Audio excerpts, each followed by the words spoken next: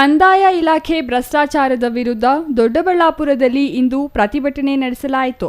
ಪ್ರಾಂತ ರೈತ ಸಂಘದ ರಾಜ್ಯ ಸಮಿತಿ ಸದಸ್ಯ ಆರ್ ಚಂದ್ರ ತೇಜಸ್ವಿ ಮಾತನಾಡಿ, ರೈತರು, ನಾಗರಿಕರು ಭೂಮಿ, ನಿವೇಶನ, ಮನೆ, ಕಂದಾಯ, ವಾಣಿಜ್ಯಗಳ ನೋಂದಣಿ ಪ್ರಮಾಣ ಪತ್ರಗಳು ಮುಂತಾದ ವಿಷಯಗಳಲ್ಲಿ ಜನರಿಗೆ ಸೇವೆ ನೀಡಬೇಕಾದ ತಾಲೂಕು ಕಚೇರಿ, ಉಪವಿಭಾಗಾಧಿಕಾರಿ ಕಚೇರಿ ಸೇರಿದಂತೆ ಎಲ್ಲಾ ಹಂತದ ಸರ್ಕಾರಿ ಕಚೇರಿಗಳು ಜನಪೀಡಿತ ಕೇಂದ್ರಗಳಾಗಿವೆ ಎಂದು ಆರೋಪಿಸಿದರು. ಪ್ರತಿಯೊಂದು ಕೆಲಸಕ್ಕೂ ಅನಧಿಕೃತ ಶುಲ್ಕ ನಿಗದಿಯಾಗಿದೆ. ಆಸ್ಪತ್ರೆ ಅಂಗಡಿಗಳಲ್ಲಿ ದರ ಸೂಚಕ ಫಲಕಗಳಿದ್ದಂತೆ ತಾಲೂಕು ಕಚೇರಿಗಳಲ್ಲಿ ಫಲಕವಿಲ್ಲದೆ ದರಗಳು ಪಾವತಿಸಲ್ಪಡುತ್ತಿವೆ.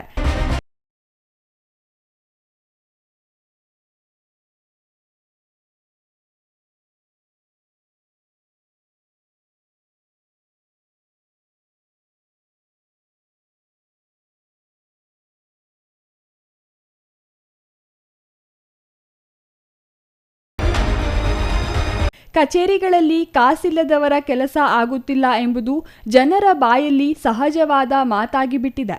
ಬಡವರು, ಕೂಲಿ ಕಾರ್ಮಿಕರು, ಒಂಟಿ ಮಹಿಳೆಯರು, ದಲಿತರು, ವಿದ್ಯಾರ್ಥಿಗಳು, ವಿಕಲಚೇತನರು, ಅಸಹಾಯಕರು ಹೀಗೆ ಯಾವ ಮುಲಾಜನ್ನು ನೋಡದ ಆಡಳಿತ ಕೇವಲ ತನ್ನ ದರ್ಪ ಮೆರೆಯುವಲ್ಲಿ ಮತ್ತು ಹಣ ಮಾಡುವಲ್ಲಿ ಮಗ್ನವಾಗಿದೆ ಎಂದು ಕಿಡಿಕಾರಿದರು.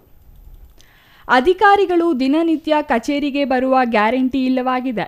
ಕಚೇರಿಗಳು ಜನ ಕೇಂದ್ರಿತವಾಗಿ ಕೆಲಸ ಮಾಡುವ ವಾತಾವರಣಕ್ಕೆ ಬದಲಾಗಿ ಜನರನ್ನು ಸುಲಿಯುವ ಸುಲಿಗೆ ಕೇಂದ್ರಗಳಾಗಿ ಬದಲಾಗಿವೆ ಎಂದು ದೂರಿದರು. Mahesh, CTV news, Doddaballapura.